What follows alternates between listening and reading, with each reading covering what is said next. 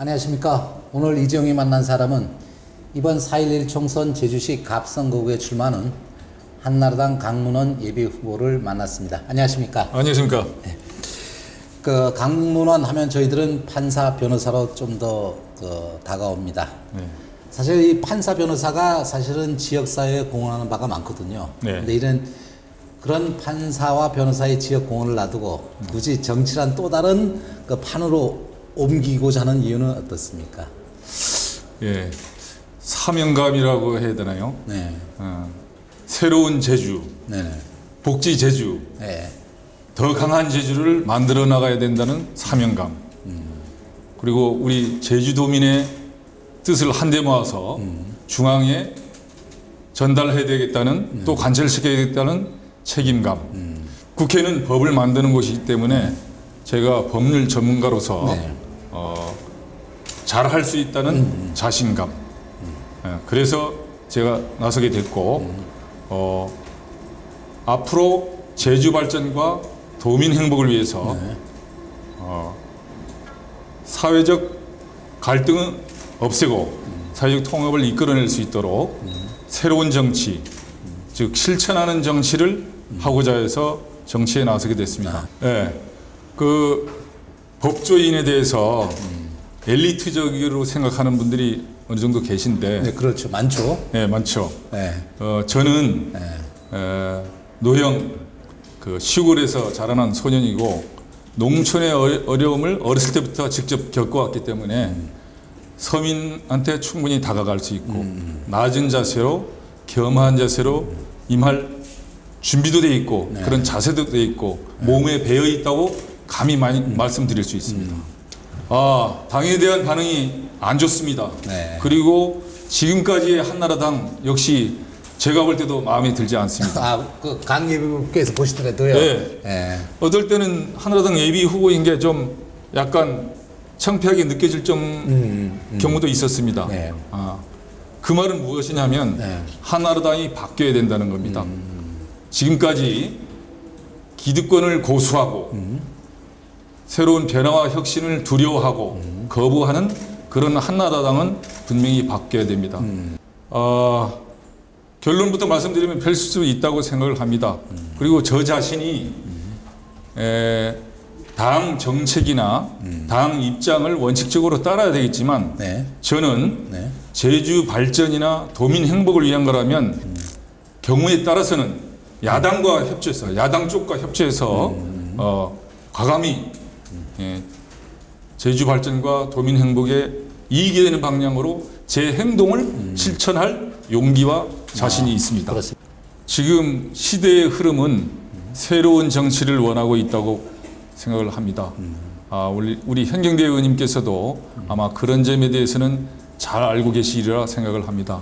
아무튼 저는 우리 현경대 의원님하고는 고향도 같고 고등학교, 대학교도 제가 후배고 법조계도 제가 후배고 그렇죠. 일치하는 점이 상당히 많고 제가 존경하는 분이고 정치적 스승으로 삼고 싶은 분입니다. 앞으로 지금까지도 대화를 해왔습니다만은 앞으로도 계속 대화를 통해서 그분과 좋은 결말을 내고 싶습니다. 먼저 신공항 건설 문제입니다. 네. 예, 신공항이라는 게 제주 관광, 네. 관광객 위해서 반드시 필요하고 네.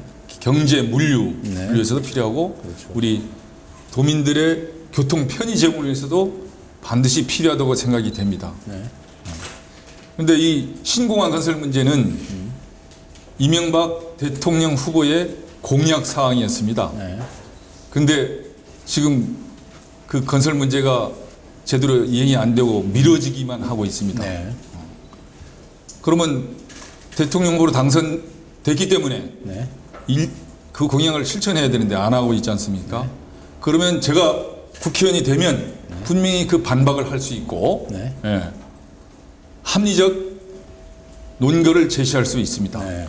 그리고 제가 힘 있는 정당의 국회의원이 되면 충분히 그걸 밀어붙일 수 있고 신공항 건설을 빨리 당길 수 있는 자신감이 있다. 네. 이걸 말씀드릴 수 있습니다. 네. 제주특별법상 표현은 민군 복합형 관광 미항입니다. 네, 그렇죠. 네. 근데 정부와 해군은 이 문제를 해군 기지라고 표현하고 있고, 네. 18대 국회는 네. 부대 조건을 붙여서 민군 복합형 관광 미항으로 하고 있습니다. 아까 말씀드렸듯이 18대 국회가 네. 법률에 제정만 해놓고 네. 정부에 대한 감시와 견제 역할을 제대로 못하고 있는 겁니다. 네. 그렇기 때문에 18대 국회의 기능이 아니 19대 국회의원의 기능이 역할이 네. 아주 중요한 시점이 됐다고 생각을 합니다. 네, 그렇군요. 제가 국회의원이 당선된다면 이 부분을 깔끔하게 해결을 하고 다만 당장은 네. 정부와 해군, 네. 제주도정, 네. 제주도민의 진정한 소통이 필요하고 네.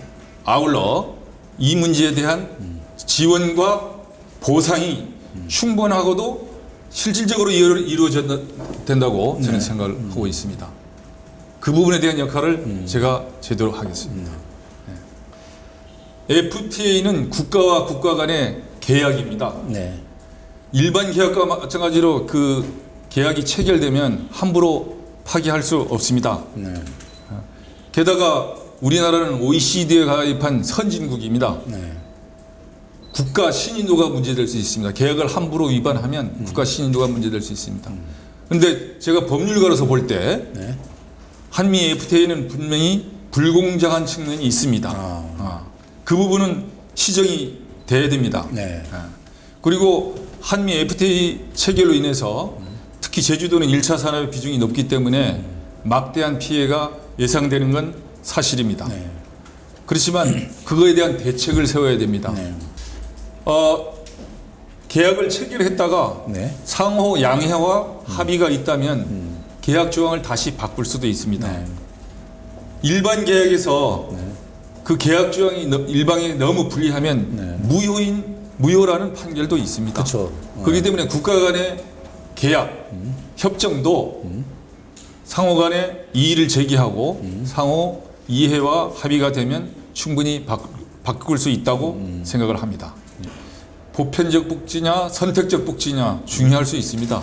그런데 그 논의의 실익은 재정적 지원이 어느 정도 가능하냐. 무조건 복지 베풀었다가 나라 경제가 허물어지거나 망할지도 모르는 선진국도 있습니다. 네. 그렇게 가면 나중에 우리는 잘 먹고 살지 모르지만 우리 후손이 그야말로 굶어 죽을 시대가 올지도 모릅니다. 그렇기 때문에 복지 문제에 관한 신중할 필요가 있습니다. 그런데 제가 분명히 드릴 수 있는 것은, 드리고 싶은 것은 복지는 확대되어야 되는 건 분명합니다. 그 복지가 확대되고 효율적이 되어야 됩니다. 효율적이라는 건 재정적 뒷받침이 분명히 있는 복지여야 됩니다.